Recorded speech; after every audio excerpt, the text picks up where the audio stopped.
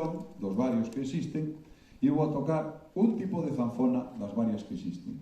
A zanfona que vou a tocar é galega porque está construída en Galiza, está construída por un galego, pero non está construída cos patróns das zanfonas clásicas, nin nesa forma, a morfoloxía pois é un pouco máis moderna, pero non deixa de respetar o mesmo número de cordas, a mesma afinación, a mesma extensión de teclado, etc.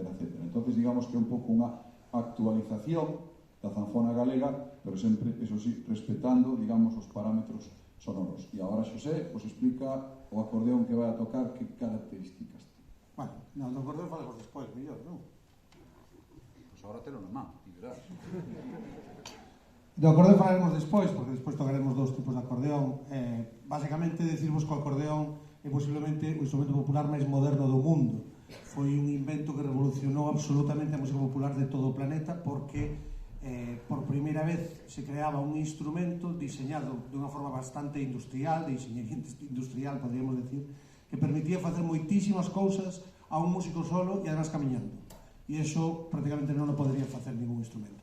Despois vos falaremos polo miúdo do acordeón, pero agora que a zanfona e co acordeón vamos a tocarvos unha alborada que se chama Alborada de Verín, que a nos gusta especialmente porque é unha melodía que provén, pois, bueno, da noite dos tempos de algún gaiteiro que a tocaba e que chegou ata nós, como moitos destes instrumentos que non sabes por qué, pero atravesaron os séculos e chegaron ata nós, se manteron vivos, e estas melodías que parece que son do pasado e que parece que, bueno, que están trasnoitadas e tal, resulta que as tocas hoxe en día e parece que teñen sentido, parece que realmente nos din algo que é eso, como que atravesaron os séculos para traernos algo que pertenecía a unha Galicia de moito tempo e que nos sentimos representados.